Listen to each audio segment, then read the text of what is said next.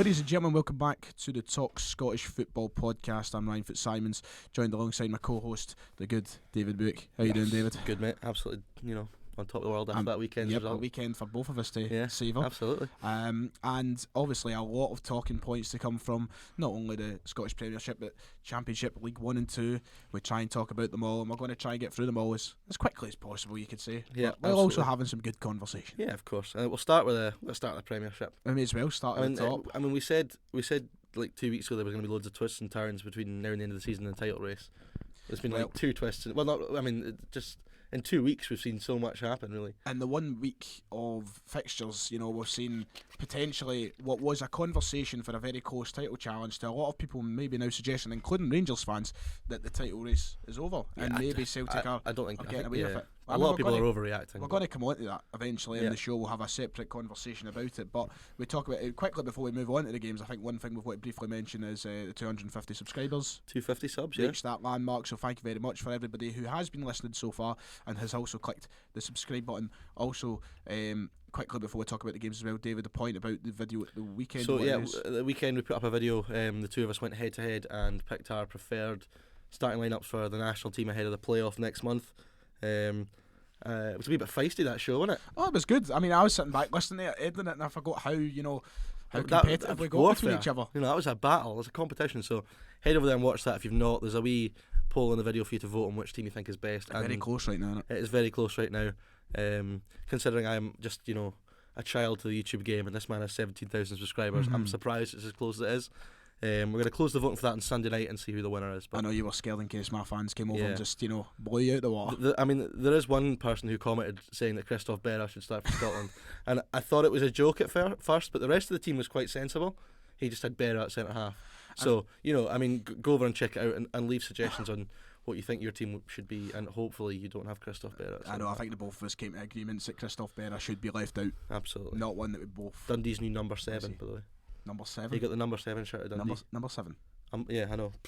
Nuts. I mean, you look at the number 7s in football in history, and Christoph Berra certainly does not fit the mould. No, definitely not. But anyway, moving on to the Scottish Premiership, let's talk about the games there over the weekend. Where do you want to begin, David? We'll start Ibrox then, shall we? Ibrox. I mean, there wasn't much to speak about when you look at it, and when I listen to Rangers fans talking about this game, Aberdeen were the team with the better chances, the chances to actually take the game. Between them there wasn't a lot. Aberdeen, Derek McInnes desperately needed a performance, didn't he? He did. You look on paper, right? You look at the stats for the game that we've got up in front of us here. Rangers, by all means, looked to dominate this game with the chances that they would seemingly create, but there was no clear-cut opportunities. There was a glancing header at one point for Rangers, and there was a shot from outside the box which Joe Lewis got to. Mm-hmm. Apart from that, there was nothing. And Aberdeen, Sam Cosgrove, he was 1-on-1 with the keeper and bottled him. McGregor kind of saved Rangers in a sense. I think for Aberdeen, from their point of view, as I said, we're going to talk about the Old Firm and all the permutations of the title race, but Aberdeen were desperate for not just like a result but a performance. Mm-hmm. And from what I can gather, there was lots of, it was a typical Aberdeen away performance. There was grit, there was determination, there was fight. They made it difficult for Rangers at times, and listen, it's a great point and a much needed point for Derek McInnes, and hopefully that will, for him, will ease a little bit of the pressure. Hopefully it'll steer them onto something else to maybe get some results now when they head back up. It was a good weekend. We sat here on Thursday last week and said that it could have been a dreadful weekend for Aberdeen with the England to Ibrox, and if Motherwell had won again. Motherwell lost and Aberdeen got a point, so it was a good weekend in the battle for third for Aberdeen. So. And I think a victory in itself was... you look at Rangers, they were coming off the back of that loss to Hearts. In my head, the only sort of way forward for Rangers was to go and make a statement against Aberdeen, especially being at Ibrox. I thought that it was a perfect game for them, score 2 free goals, really comfortable win for them. But Aberdeen went up there and they showed that they can hold it. Yeah, they had the game midweek against County, and they won 2-0 in the end, but on another day that could have easily been another frustrating afternoon for Rangers. It's a tough one. You thought with Morelos being back, maybe this would be a chance for with him all to the really surrounding him obviously over the past week. Yeah, but maybe he's not quite. We know he was carrying a calf injury. Maybe he's still not 100% fit. Who knows if Defoe was available? Maybe he would have started this game. But it's a disappointing day for Rangers. Oh, Rangers have certainly. If you listen to the fans, the kind of the outcry on Twitter, it wasn't a happy weekend for them at all. There's a lot that they want changed there. Some fans, I feel like it would be the same on both sides. I'm sure I've touched on this before. Like, it's not over to the Fat Lady Sings. There's still a long way to go in this title. There's absolute bedwetters on both sides. Though. Oh no, just absolutely. As soon as the slightest thing goes wrong, the whole world's over. Celtic are going to drop points between now and the end of the season. Oh, absolutely, without a doubt. I mean, it could happen on Wednesday night. I mean, yeah, it could. Tomorrow night. Of course. So, I think the level-headed Rangers fans will still be calm and think, it's not. Of course, it's not over yet. It's just gone February. Mm-hmm. I mean, there's going to be twists and turns to come. There's no doubt about that in my mind, and it's the same with every club. As soon as something goes wrong, there's a section of every supporter that just freaks out. I know, I'm sure it's the same at Dunfermline. Absolutely. Look at the disastrous spell 2 of weeks form ago. you 2 weeks ago, I'd have said 70%, maybe, if not more of that, wanted Stevie Crawford sacked Dunfermline, and now we are back in the playoff positions. And that could be easily done for Rangers, as we will probably come on to soon. But the other talking point, I suppose, this game, Rangers handing the debut to Hadji. He got in the team. And, I mean, we've not if really... he's half as good as his old man, he's going to be a great signing for Rangers. Exactly, and apparently he looked not too bad. He looked, difficult game to make for the time he got as well. It wasn't like he got the whole 90 minutes. But we weren't here. We've not spoken since the transfer window was shut, but Rangers also making the acquisition of Flo Camberia, an odd one, would you not say? I was surprised to hear about it. I mean, obviously they were needing another person to come in that kind of area of the park, considering Defoe's now out. Morelos can't be relied on 100% of the time to be the only one there. So Camberia do you think he's the right option? I mean, Hibs fans have clearly shown their... Hibs are delighted fans to get rid of him. They have shown on Twitter and everything how people seem to forget. Do you remember when Neil Lennon lost his job at Hibs? The player he was supposed to have had the big fallout was Camberia. Yep. And then Camberia in his first interview on Rangers TV said that it was always his dream to sign for Rangers. He's still contracted to Hibs. Aye. Still a Hibs player. Yep. Oh. And I mean, that's in terms of actual he's on not the welcome pitch, back there, I don't think. In terms of on the pitch, I actually think it is a good signing because I said last week Rangers are going to have to get somebody who is better than playing someone out of position as a striker, but also someone who's not going to be, too good to dislodge. Someone who's going to be able to go as third choice when he goes back. Camberia will fit that mold perfectly. That is probably the perfect analogy for it all, because Camberia, unless it was to somehow strike this golden form that no one expects, he's never going to be the first team choice. No, absolutely. So I think for him it's perfect. He goes there, probably make a decent bit of money. I mean, for as much as he can, a loan deal and all the rest. He'll enjoy it. He's got a bigger crowd behind him, bigger club. He's got a lot to contribute. It's only a matter of time to see how much he does get to contribute with the minutes that Gerrard gives him. But Rangers, a 0-0.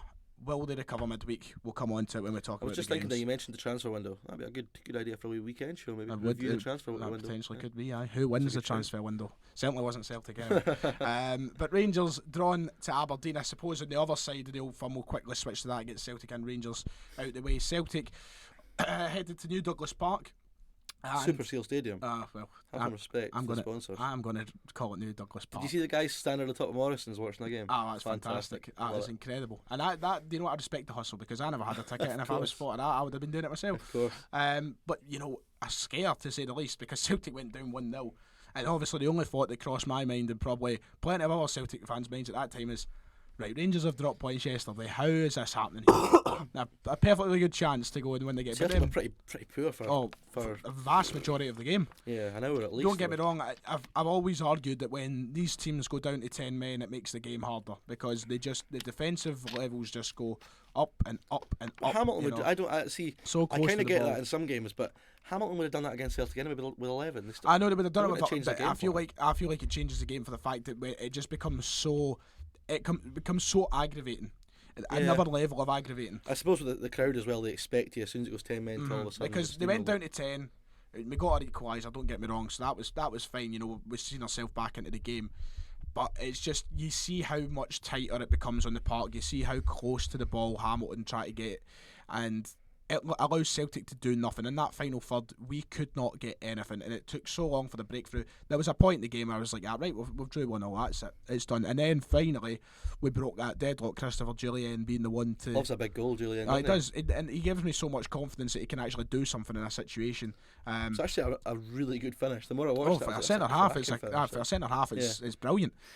But they went on. They got the 3 goals in the final portion of the game. showing that they did have the perseverance to go on.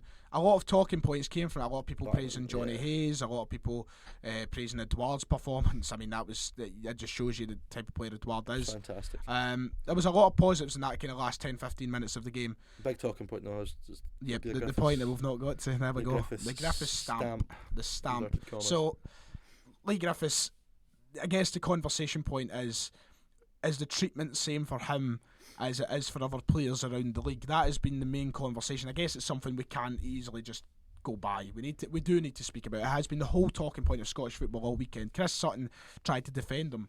Would Chris Sutton defend that if it was Alfredo Morelos? That was the question. That is. I don't think he would have. Not a chance. But Chris Sutton, this is the one I think I've always praised Chris Sutton for a pundit who tells it how it is, but in this situation I think he makes a complete fool of himself. There is the kind of justification he gives for Griffiths doing this. For me, it's the lack of consistency. It's not. If you're going to slaughter Morelos, then you've got to slaughter Griffiths for me. Aye, I can see where you're coming from. I think there is that conversation though. There is the point that like Morelos has been let off with things like this in the past. We've seen it happen with Anthony Dowson. We've seen him pulling Scott Brown around on the park constantly. We've seen that back and forth though, so that's not just a slight on Morelos. We've also seen a situation where Ryan Kent has punched Scott Brown in the middle of the park to the referee's viewing and stayed on the park. Now that is another act of physics. This isn't me coming out and defending Celtic and lambasting Rangers. I'm not being biased here. What my point is, there is an inconsistency of refereeing league wide everywhere, and I don't think it specifically comes down to an individual or player. Yes, Morelos does seem to get the short end of the stick a lot of the time, but there is just an inconsistency from the refereeing all around Scotland, and this is another example. The one that's been doing the round is the incident he had with McKenna at Pittodrie last year, where he got sent off for an alleged sort of stamp. Now, if that's a red card, Griffiths is a red card without a doubt. Oh no, I'm not entirely sure. Not taking it at all. It should have been a red. Should have walked. Yeah, see, I think he probably should have done, but I don't think to call it a stamp. Griffiths just needs to get out there and not get involved. He's stupid in that situation. I just think if you're going to have a level of consistency, he has to be sent off. There's no denying it's a red. There's absolutely no denying it. But the first time I seen it in real time, I was unsure of what was actually happening. As soon as you see the highlights back, it's more like he lands on these him angles, and he stamps on it. Aye, and it's got to be a red. But my point is, and this is the point I've been saying all weekend, the refereeing in this country, I don't think targets anybody individually. I honestly don't. As much as Rangers fans may see it, Morelos has been let away with plenty in the past. He's also seen his fair share of reds.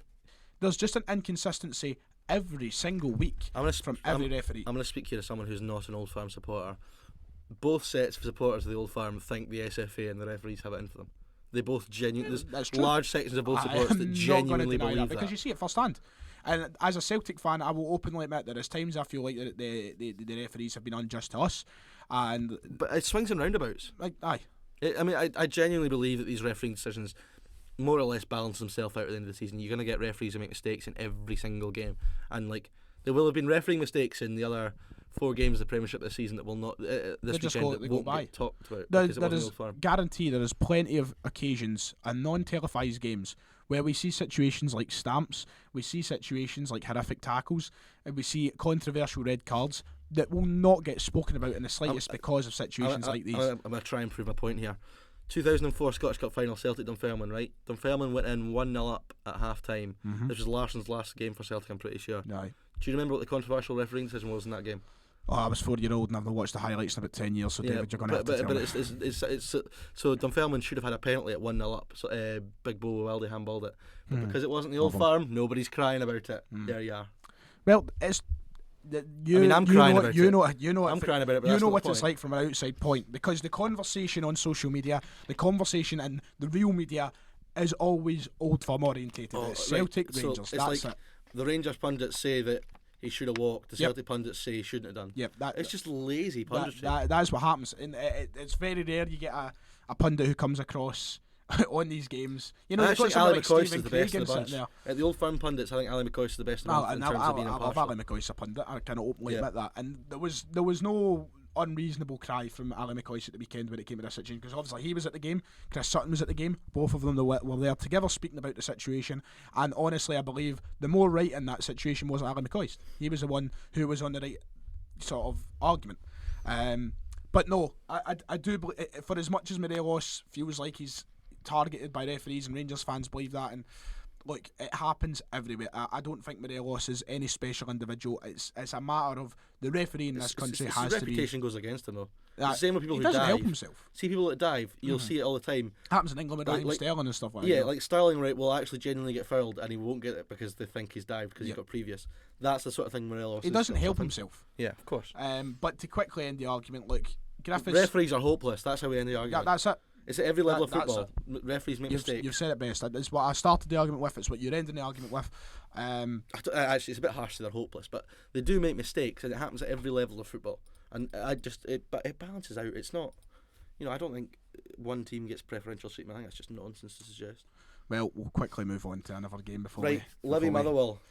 Well, here's the one that I got wrong. You've got your hands in the air. I backed Livingston. Yes, I finally got something right. I mean, I did have faith that Motherwell would go up here and get something, but do you know what? Fair play to Livingston, and as you said in the last podcast, I've been bumming up Gary Holt something rotten, and here's another fine example of why to do so, because Livingston once again just showing how spectacular they can actually. I mean, spectacular is maybe a bit harsh. It was a 1-0 victory, but against a team that have been playing as well as Motherwell, a team who have been in superb form. I mean, look at the statistics there you've just pointed out to me. Is this correct? I don't want to quote this in case it's wrong. The stats that I've got in front of me here say that Motherwell had one shot at the weekend. Is that correct? It must be. I don't think they would get it wrong. Jesus. That is mental. And if you look at Livingston, they're a different animal at home though. They make it very difficult. They've got the players to do so. You've got the Wallace, you've got Dykes, you've got Big Marvin Bartley. We've spoke about all the players. Livingston now, find themselves in a very comfortable position to perhaps go on. Them and Celtic are the form team. Yep, exactly. They have the chance to go on and potentially challenge the likes of Aberdeen and Motherwell to get into that top four. Yeah. I mean, imagine the scenes if Livingston were playing in European qualifiers in Italian teams coming to the Tony Macaroni Arena. Oh, they would love it. It's a shame they don't sell actual macaroni. That would be good. They must do like a macaroni pie. Oh, they have a macaroni pie, but it's not the same, is it? I would love it if I could go to the Tony Macaroni and get a wee bowl. I've only ever been to the Tony Macaroni Stadium once, and I got there a and couple of times. The woman at the gate said that they didn't have programmes; they were just online, and that's when I stopped buying programmes at football grounds, because I'd always collected a programme, and then told me that they didn't do programmes. I was like, what? It must be a little bit affordable. That was pretty raging. I'll tell you what though, cracking pie. And a Livy pie, it's probably second in the league, I'd say. Oh, what's first in the league? Oh, Kelly. Kelly pie. Obviously, it's a Kelly pie. Yeah. Kelly pie. I mean, granted, from what I've heard, the Kelly pie has changed. Yeah, it has. I can't believe we're talking about this. Is mental. But is there not some I'd heard that as well. Or something has changed. Yeah, to change the recipe or something. I've not been to Rugby Park since, so I need to try a new one. Boycott Rugby Park to the proper Kelly pies. Back to the football though. Motherwell we're looking for recovery at the weekend, but Livy, this is big for them. Great result, yeah. I mean, it's only so much. You're gonna run out of superlatives for Livy this season. I know exactly. Every time you think they're gonna slip up and maybe just tail off a little bit. Because it's a completely different story from last season. You look at Livy last season; it was about this point where they really tailed off. Yeah. They started the season terrifically. They secured their place in the league. They got the job done, but then in the second half of the season, it wasn't great. They fell and they fluttered, and they went right down in the bottom half of the table. But this year, they have picked up on what they lost out on, and that is a great credit to them, because they lost Liam Kelly, they lost Halkett, even Big Menga left the club as well. So that is 3 big players who were part of their team last year who really made a difference in their team. And Gary Holt's stock is just constantly rising now. I mean, he is without a doubt going to get a big as job much too. as Livy fans love him, and he probably loves working at Livy, you've got to think that he's got to be on the move sometime. Yeah, I mean, the next big job that comes up, if it was say McInnes left Aberdeen, I think he'd probably one of the He's favourites. got to be the favourite. Yeah, I mean, he'd be up there. I mean, who else apart from, if you look at maybe all the down south, all the old names that come out, the Owen Coyle, Davy Moore, all them crew. I mean, after Owen Coyle's performance at Ross County, there's surely no place for him in the league. But no, Livy, Gary Holt, fantastic work. I mean, I don't know if there's anything else you want to add. I mean, we've touched on the improvement in them. We've touched on their domination of the game. And if they keep stringing the results together, I mean, they tailed off last season after they kind of realised they were going to stay up. Mainly, maybe it was because they had nothing to play for at that point. But I mean, it's not out the realms of possibility that they could challenge for. I mean, if Aberdeen are still with a shout at third, then Livy can't be far off that conversation either. Well, it's all about keeping the ball rolling. Yeah. I think we're going to leave the 2 draws to last, so we'll go to Rugby Park next. And they've done it. Massive result. They've done it. I mean, we spoke about how badly Alex Dyer was in need of a win, and they've done it as emphatically as they probably could for the way they've been playing as of recent. I mean, you look at the stats of the game, you look at the score of the game. We called out Eamon Brophy last week for not scoring, and he goes and scores a double. 2. And that seems a story with 2 players of the weekend. Stevie May done the same with St Johnstone. We'll come on to that. But Brophy, I mean, he needed those goals. He needs that. Needs that confidence. The club needed the goals. I mean, that's the simple thing. I think we said. I don't know. I think we said this. If the team that lost this was going to be in real trouble, and I think County are in real trouble now. Ross County are definitely in trouble. If we quickly pull up the league table, I mean, Ross County have been fluttering as of recent, considering they started off the season a little bit better, but that's 3 losses on the bounce. But it's now so tight, this bottom half. The bottom 6 are separated by 8 points. That's mental. Aye. I mean, Kilmarnock, for as much as that any of the bottom 6 could still realistically go down. Exactly. And that's despite Kilmarnock getting an impressive win over some relegation. The bottom half, when we get to the split, we're going to have a real good insight into the split's going to be interesting. It's going to be really interesting because it seems like you'd think that the way the league is just now is how it's going to finish. You've got to assume that's how it's going to finish. Because the thing is, the teams in the top 6, like Hibs, are improving. Motherwell, Aberdeen, or Livy are not going to drop out. So, I mean, the only one that you can talk about potentially dropping out could be Livy, but in the form they're on, it doesn't look like it. You'd have thought they'd be too strong, but yeah, County. I mean, I saw them down at Ayr in the cup a few weeks ago. They weren't great. They've had a really hellish hellish couple of weeks in terms of travel. They've had Ayr away, Celtic away, Rangers away, Killie away. So a pretty horrible run of fixtures for them, and they're going to get some games at home now that they're going to need to take advantage of. But back up to Dingwall, where it can obviously be a difficult place to play, but it's just, you look in these situations, you wonder how much confidence has been knocked out of them. Yeah, I mean, they'll need to kind of dust themselves down. They'll have expected to get something at Rugby Park. They'd have expected nothing out of Celtic and Rangers, but to go to Rugby Park, they'd have expected something. And even look at their next 3 games, despite 2 of them being at home. Livy, Hibs, and then St Johnstone. That St Johnstone game, could end up being a massive 6-pointer in the relegation battle. Because St Johnstone, yes, they have definitely improved from their start of the season. Ross County have dipped from their start of the season. It's kind of been an opposite of what's happening there. But if you assume on current form, Ross County's next 2 games are not going to favour them at all. So that game could be a real tale of the tape for the rest of the season. But Kilmarnock can't overshadow how big that is for them. Massive one. Badly needed. Let's go to Easter Road, where a surprising result. Well, I mean, St Mirren were 2-0 up. Yeah, we both tipped Hibs. Hibs for the game, as you'd expect at Easter Road, but St Mirren, they nearly. Honestly, I looked at my phone, seen the notifications come through, seen that St Mirren were 2-0 up in the game, and I thought to myself, that's it. I mean, I know it was really early on. A cracking first half. All the goals in the first half. Exactly. The second half wasn't too exciting compared to the first, but once again, a player who I touched on last week, Conor McCarthy, putting in a performance for St Mirren, getting himself a goal as well. Yep. But Doidge scoring again. Just keep scoring, this man. He's just obsessed with scoring goals at this point. And I mean, what else can Hibs do? Because it seems like it's just always the conversation of consistency. You'd expect, come on, St Mirren at home. They just concede too many goals. The pleasing thing for Jack Rosselby is attacking players are all in form and all are finding the net regularly. Even Scott Allen, he's been chipping in with the goals recently. A real kind of resurgence for him at Hibs. Yeah, so they've got goals in the team, and they're going to cause any team problems. They just need to find a way of stopping them going into the other end. Hanlon and McGregor. Not the youngest back line in the league. Definitely. I mean, Louis Stevenson in there as well, and David Gray. Yeah, of course. I know the whole back line is. But I mean, even below that, they've got Porteous, who's a good young defender, but is just so unbelievably rash that very hot-headed. Yeah, it doesn't really feel like he can be trusted. To kind of bring. He's not got the best reputation out with the league as well. A lot of people don't like him. Yeah, Hibs need to find a way of shoring up stop conceding goals, because they're scoring goals for fun just now. Their front 5 players, are just absolutely flying. Yep. Even the boy Newell, who came in the summer, similar situation to Doidge, didn't start very well. People saying it was a stupid signing. He's come onto a game. Omiyonga's back in. We know how good he's been. Martin Boyle. Martin Boyle, don't even need to speak about Boyle. We know. So going forward, that they are, a real threat to every single team in the league now, Hibs.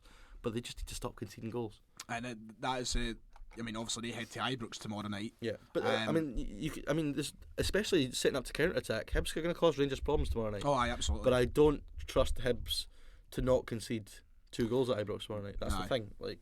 And that is the consistency, not just with form, as you've said. Consistency over the park has been a problem for Hibs this season. But St Mirren, on the other hand, they will be delighted. To go over Easter Road and get that is huge. St Mirren are a team who they always leave me pleasantly surprised with their performances, despite results maybe not swinging their way. Jim Goodwin's a good manager. He did a wonderful job. He always speaks wonderfully as well. I like listening to Jim Goodwin. I always feel like he's got a real good insight into the game. He knows exactly what he wants, and he's probably, for what he's got there, I know they're down the bottom end, but he's really getting probably the best he can out of those group of players. Expect to be any higher. Exactly. I think he's really doing a good job at getting the best out of them. And finally, the game of the weekend ended up being, you wouldn't have predicted that. Oh, not a chance. I think this was the one that I said was going to be the stinker. Yeah. It's either this or Kelly anyway. St Johnstone Hearts. Now, on paper, this looks like not a great result for Hearts, but the manner in which they achieved it will keep the good feeling going. Aye. I could only imagine. Some people. I seen a tweet at the weekend that someone was saying, "Give Sean Clare the Ballon d'Or." So that just kind of sums up how the 90th minute feeling was for the Hearts fans. But Stevie May at the 2 double. goals. Yeah, and he nearly scored for the halfway line. He scored 2 goals. That must be more than he scored. And that was his first league goal from October or November last year. I remember when Stevie May used to be good. You remember that? Long time ago now, innit? Yeah, but not a fair play to him. He's found the net. St Johnstone, again, we've said it for weeks now, they can't defend to save their lives. You score 3 goals at home and you still don't win. That's just bonkers. Aye, and I think they'll be really disappointed in the manner they gave away goals defensively. It's the same with the Celtic game. But definitely. That was, as I said when we spoke about it, we came on the Thursday directly after the midweek games, and I said some of the worst defending I've seen in professional football. If you're struggling at the bottom of the league and you can't defend cross balls, then you're really going to be in trouble. There's been a week for cross balls because we've seen St Mirren conceded, Hibs conceded a poor goal to St Mirren through a cross ball. Celtic conceded a poor goal to Hamilton cross ball. This centre half's bread and butter. That aye, just if you're lobbing across in the box and then centre half should be winning that. And it's like St Johnstone just seem to lose track of the complete the idea of how to defend when teams cross the ball against them. They just don't pick up the men. They're too easy to break through. And Hearts, we said Liam Boyce was going to be a big signing.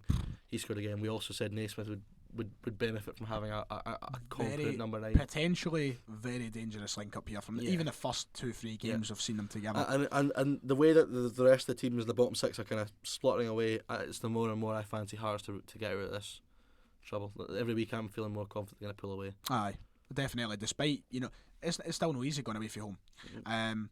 But the thing is, with quickly before we move on to the rest of the leagues, I was surprised. I did assume when we were going into this new lineup for Hearts. Now it says here they played. What I always assumed was Naismith would play in behind Boyce, but according to Sports Scene and such, they were actually playing up 2 together. So.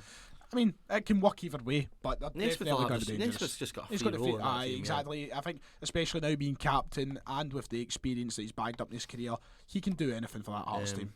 I'm going to chuck in another wee plug for our video we did at the weekend where we compared our Scotland lineups. John Suter conceded 3 goals away to St Johnstone at the weekend. Right, okay, but that conversation. Somebody's preferred 11. Right, okay. That's all I'm saying, so head over there and vote. I'm trying to think of one to slag you off now. Yeah, you're struggling. McTominay's injured. Yeah, exactly. There we go. But that is the Premiership. The Premiership covered for. We'll come on to the midweek predictions now. The Championship. Look at you rubbing your hands. Quickly before we do move on to the games, 2 games we seen a winning. Yeah, and one of them was a massive surprise. Oh, aye. And the other one was Arbroath beating United. No, I'm joking. No. Well, should we start? Can I start? On you go. You were there on Saturday. I was at Palmerston. First time I've ever been down to Queen of the South for a game. The first time in... Is that you been to all the championship grounds now? No, I've still got two left. Still two to go. Alloa and Arbroath. And I'm not going to make Arbroath because it's a midweek game. And how the hell do you get to Arbroath and back in a midweek if you don't drive? I know, exactly. Nightmare. Anyway, so it's the first weekend in ages I've not been pressing at a game. So I went down, a few beers, enjoyed myself, got there, and after the relief of Kevin Nisbet staying in the January transfer window, we got down there and found out that he was on the bench. And I was like, what? I don't know if like they'd hidden him the night before and then forgotten where they'd hidden him. So, didn't find him until later. Let's put it this way. Let's put it into a very quick question. If it meant him staying, are you happy? Happy, wasn't it? I'm delighted. Dunfermline scored 3 goals away from home with Kevin Nisbet on the bench. Now that is unbelievable. They also scored from 3 corner kicks, which is just unbelievable. That never happens. And also the goal scorers for Dunfermline. The 3 most slated Dunfermline players this season have been Danny Devine, Lee Ashcroft and Gabby McGill, who all scored at the weekend. It's a shame Scully never got a goal. Scully wasn't even in the squad at the weekend. It was just a perfect performance by Dunfermline down there. I mean, the boy Afolabi who's coming from Celtic, we talked about him last week, just looks an absolute handful. Big lad, strong, got a good touch, held the ball up well. Dom Thomas, we've got from Kelly, is just an absolute baller. I mean, it's been great since he came in. I mean, I was worried when we lost Greg Kelly he would struggle for creativity, but he's been fantastic.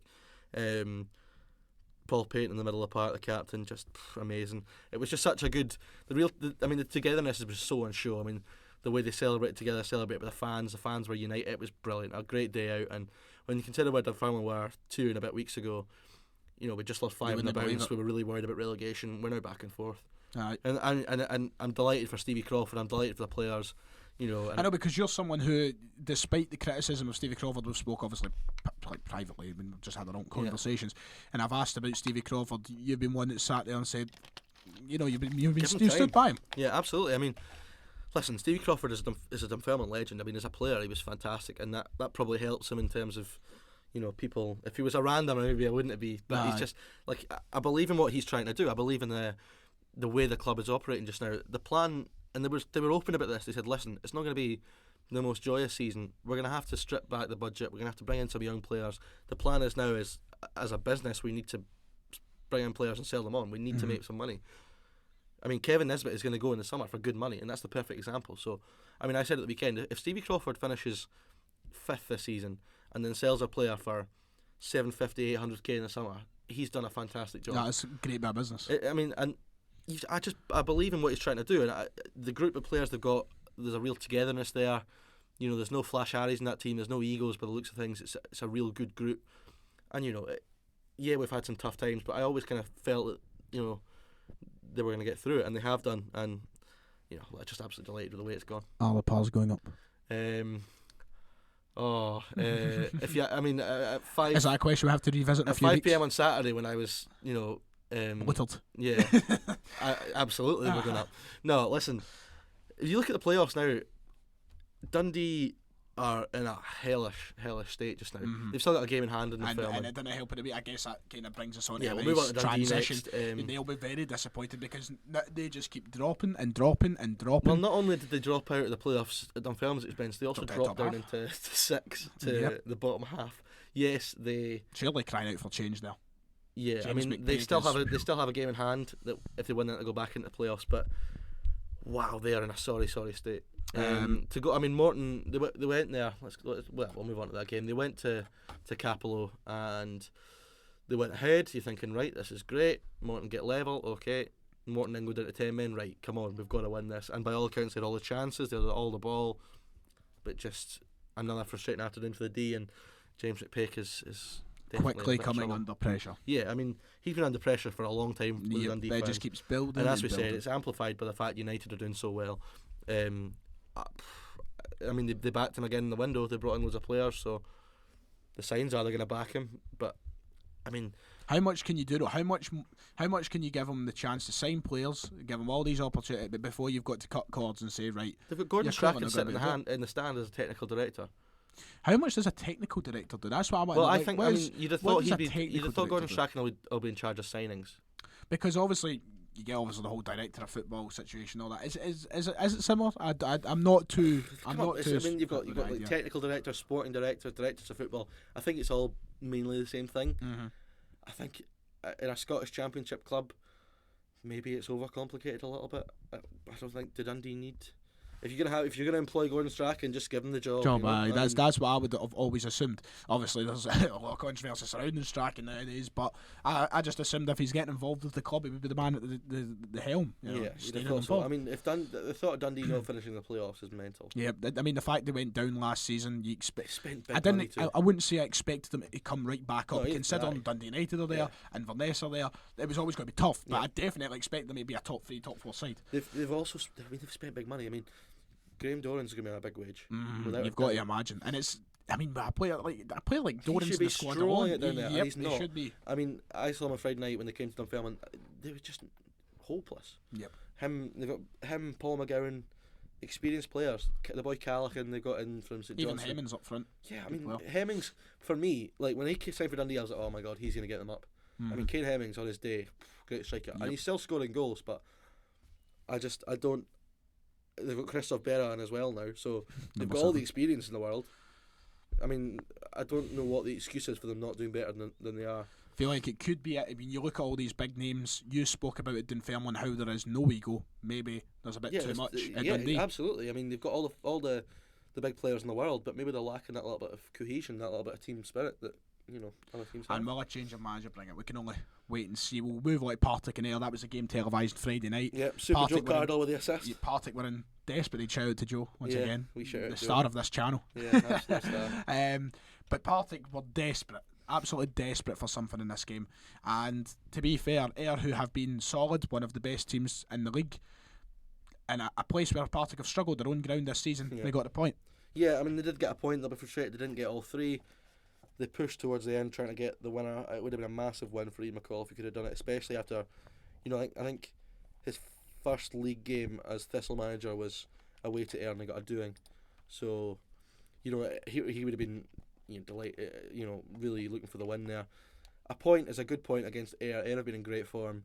Ayr were poor, if I'm honest with you. I was a bit. I've seen a lot of Ayr recently. I was surprised at the sort of lack of clear-cut chances they created. I mean, by all means, it wasn't the best game to be televised. No, and these Friday night games have not been great. Actually. No, I know it's horrible because every single week, despite the fact I'm always working on a Friday night, but every week I look forward to it, and when I have the chance to watch them, I stick them on, and then they just disappoint. I'm always like, that's good, gain the platform to the Championship. But, I mean, Brian Graves scored again, 2-2 now for him. I think when he signed, they thought, right, that's a big sign. He'll score goals. Got at the end of a lovely Joe Cardle cross, as I mentioned. Another shout out for Joe, just gotta love him.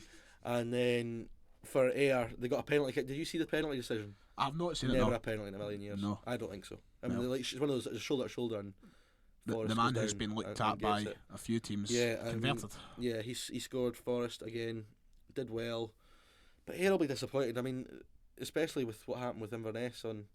Inverness also dropped points. That would have been a big chance for Ayr to. Ayr could have jumped above them. Yeah, of course. So Mark Kerr will probably kick himself, but. I mean, it's no slight on Ayr. I mean, Ayr, they don't usually do draws. No. So they're second of the season. Yeah. You whipping out stats. I mean, it's just a shame for them because I really am. They're kind of the team I've got to be soft spot for them. Like kind of, apart from the term one. Yeah, of course. Don't look at me like that. Yeah, of course. But Ayr, disappointing. Yeah. Not much else to really say about that game. And it's the same with this one, Inverness and Alloa, before we move on to the magic result for Alloa. Oh, aye, brilliant. Peter Grant will be absolutely buzzing. Yeah. And once again, it just kind of puts down that sort of when Alloa set up right, they can be very difficult. And Inverness are in a bit of a tough spot just now. Aye. Obviously lost our two centre halves, McCart and Donaldson in the window. I mean, McCart being quite a big one. I mean, Inverness are going to need a result pretty soon because creeping up. The way this league goes. I mean, for all we know, in a few weeks' time, we could be saying Dunfermline's a team above them. Yeah, I mean, don't jinx it. So yeah, I mean, great result for Alloa. They are surprising everyone just now. I said last week that they don't tend to go on long runs of winning games and getting results, but they're doing it just now, and they're really, pulling away from not pulling away, but they're really putting up a good fight about staying up again this year. And the other part-time team in the league had the result of the weekend, going to Tannadice, Arbroath. Wow, what a result! Mental. What happened there? That is shocked me when I seen it. But I mean, against Dundee United, how Is there complacency kicking in? I don't know, because obviously the title is won. Well, is it one? If they keep doing that, it's I not know one. it's not one if they keep doing this. They'll be thinking, you've got to look at it from the perspective of surely they'll what did they need? Like probably 4 or 5 more wins to have it completely secured. The last 4 games have been 2 defeats, 2 draws. So, they're going to have to get back into the swing of winning pretty soon. I know it's mental when you put, you look at it, you go 4 weeks ago, you go week's done. I still think of course it is. Still is. But they need to get themselves a kick up the backside. Yeah, absolutely. It's got to be. Especially, I thought Shankland would follow up, especially because of how well he performed in the 2 games against Hibs. I'm surprised to see he's kind of stayed out of. He obviously got that equaliser against Morton last week, but.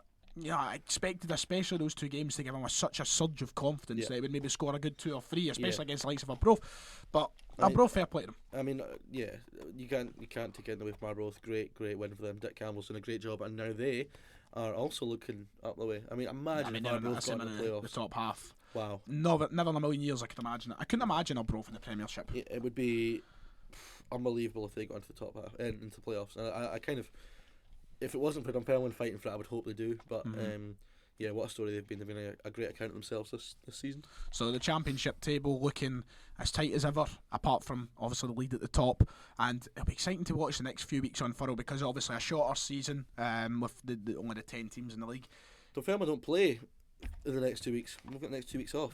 Oh, that's sad. Yeah, it's pretty sad. I mean, then there's us. We have about 5 different games. Yeah, we don't play again until the 22nd of February. So.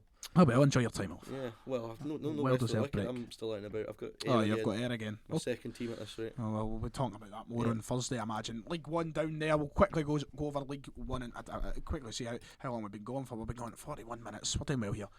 Leagues 1 and 2. I mean, we've got the game of the weekend. We said was going to be the big game, and Wraith did the business. Yep. I mean, Airdrie and Wraith obviously both have their intentions clear, and that is to go and try and challenge for that title. Yeah. He felt Airdrie really needed to get a result, especially at home. Yep.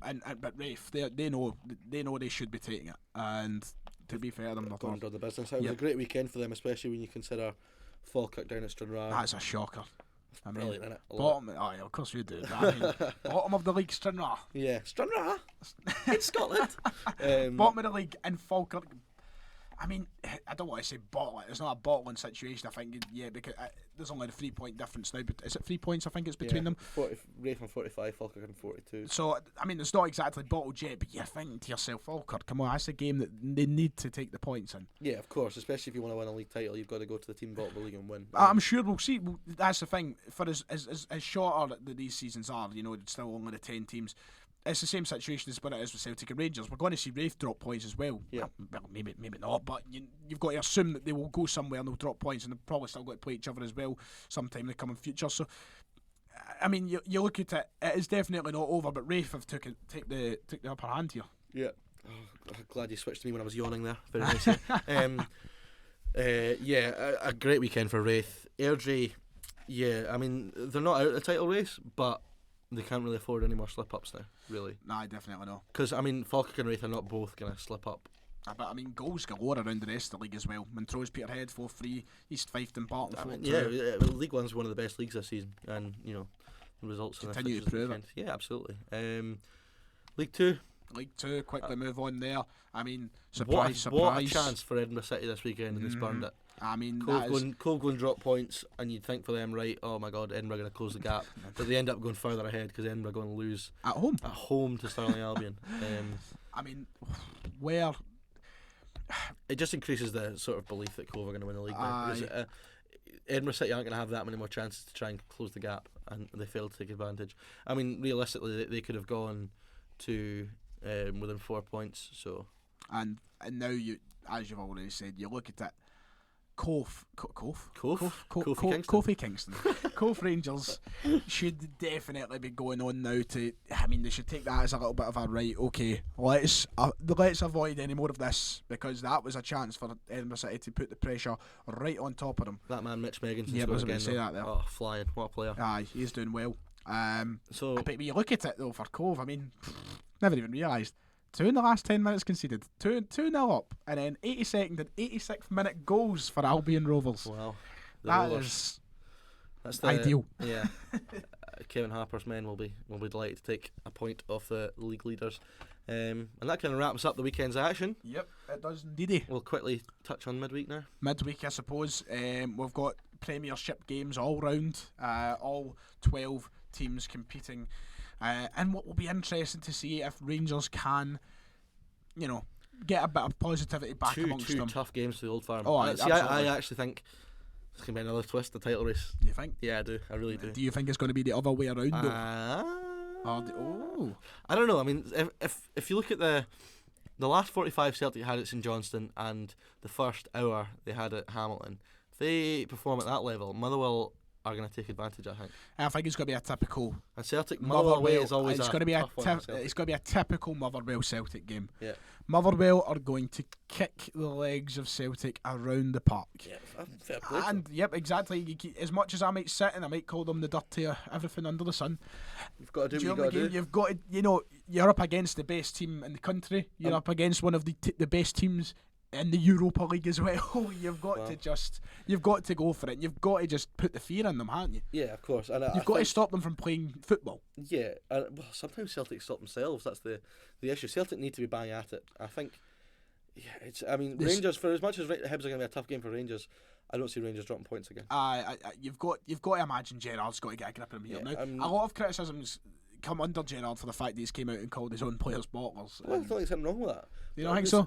Too much of Monday football players get away with murder and all the blame goes to the manager. Players need to look at themselves sometimes and think, was I doing enough today? And I think for Rangers players, I think you can blame Steven Gerrard for them dropping points at the weekend.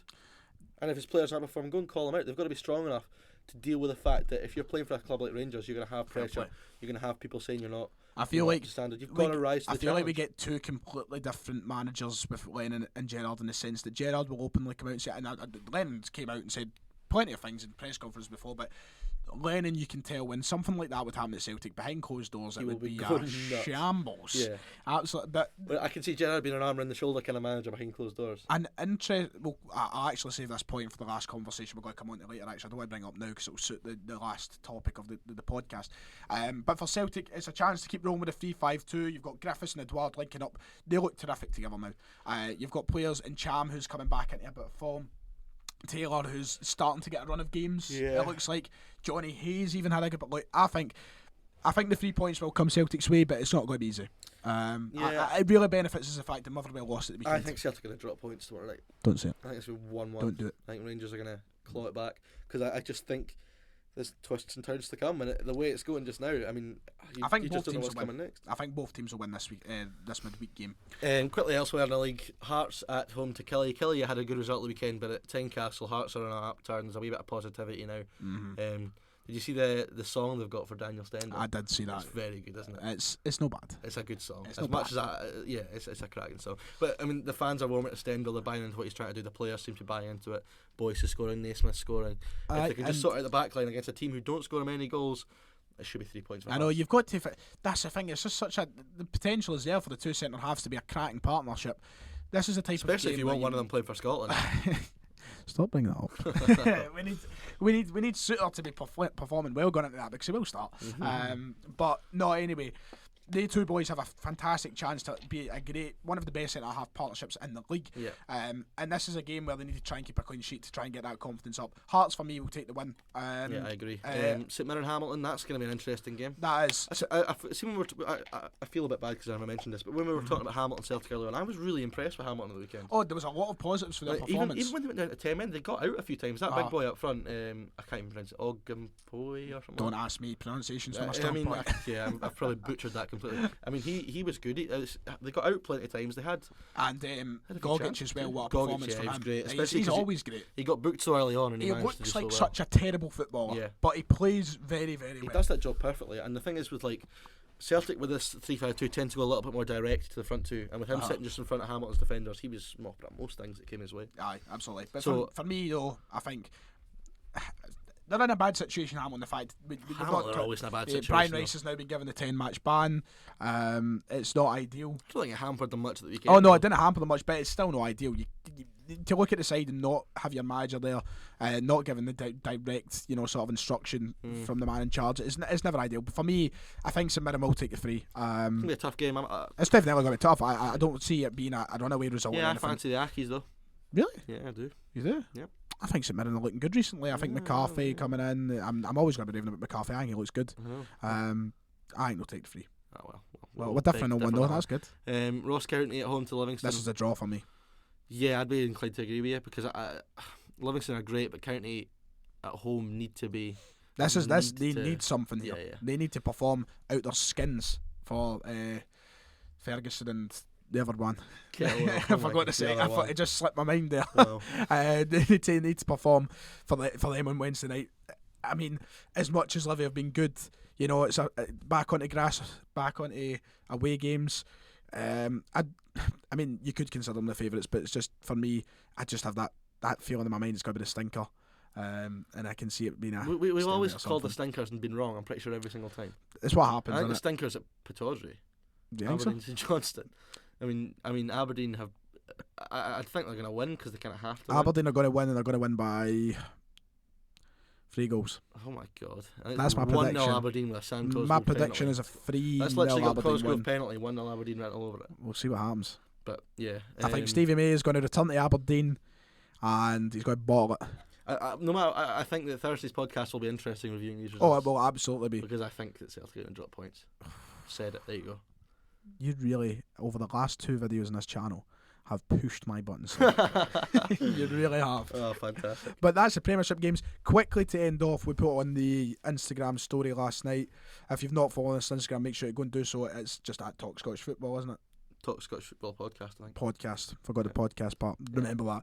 Yeah. We put up It'll be on screen anyway. any interesting points, and my good friend David, not you, Sharp Div on YouTube, posed a little question for us. Yeah, he said, do we think that the Old Firm games are going to decide the end of the season? We kind of touched on this a little bit last week. If you'd asked me in August, I'd have said yes. Mm-hmm.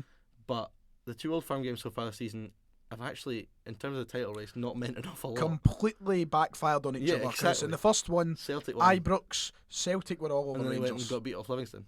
Yep, and then the next Old Firm, Rangers Celtic win. Park, Rangers all over Celtic. And the They've Rangers completely... got all the points. The thing is, this is the point I was going to bring up earlier, and I said I was going to save it for this conversation. If you said to me that Rangers would have had their best league start in 20 years, 20 years, Well, had their best league start, what's happening? I'd say they've yeah. won the title, haven't they? Yeah. It is madness what we are seeing this season. I don't know where it's came from, but all credit to Neil Francis Lennon for that.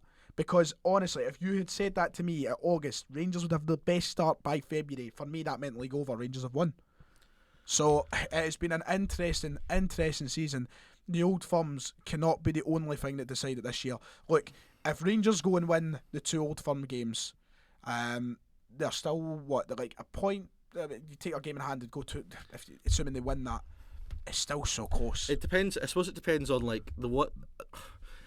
I think that the Old Firm game and the split might be huge, because I genuinely think that it's going to be. I know Celtic are stretching away a little bit just now, but I'm so happy that we have the advantage of that being at Celtic Park. yeah, I firmly That's believe massive. that Rangers are going to get that. It's going to be tight when it comes to the split. I think it's going to be last game, second last game kind of thing. The thing is, confidence is high in the Celtic camp right now. It is really yeah, high. But I mean, that can change very quickly.